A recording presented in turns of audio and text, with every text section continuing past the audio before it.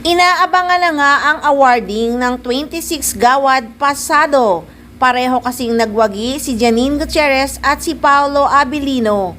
Ng 26 pinakapasadong aktres si Janine sa Dirty Linen at si Paolo naman ang pinakapasadong aktor sa telebisyon sa seryeng Linlang. Kaya marami ang nag-aabang sa muling pagkikita ng dalawa sa awarding. Kung hindi ako nagkakamali, sa October 12, Philippine Christian University ito gaganapin. Siyempre, ang mga fresh nakaantabay na. Mas masaya sana kung kasama ni Paolo si Kim Chiu at kasama naman ni Nini si Jericho Rosales. Super saya yan, hahaha. Anyway, update muna tayo kay Janine Gutierrez guys. Nako, medyo kapagod ang kanyang mga training ngayon. Kasi nga action ang mga taping niya, kaya super rehearsal siya sa mga self-defense at panay din ang gym. Nako, nasabihan na naman tuloy na gaya-gaya sa pag-gym. Kasi di naman daw dating nag-gym, ngayon daw panay-panay.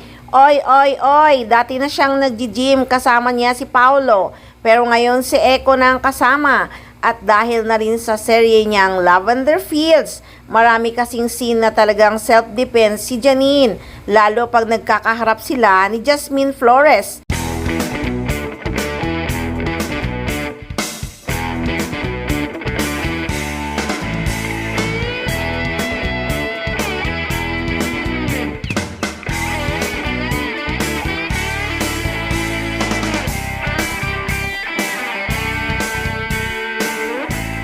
Nako, kapagod kaya niyan at ang hirap, kaya need niyang lumakas, hindi para gumaya. Diyos ko, ba't gagayahin naman ng isang sosyal ang isang parang nasa palengke lang? Ay naku ha, kayong mga trolls ha, maawa kayo sa idol nyo. Kaya nababas dahil sa inyong mga mahadera. At inyo na si Paolo no, kaya tumahimik kayo, walang ginagaya si Janine sa idol nyo, pwede ba? Pag walang masabing tama, tumahimik. Diyos ko, asa na ang kasalan nyo, ilabas nyo ang mamahaling gown. Nako! Abangan nyo na lang ang movie ng idol nyo, malapit nang ipalabas. Huwag kayong kakalat-kalat. Doon muna kayo sa kulungan nyo, manahimik.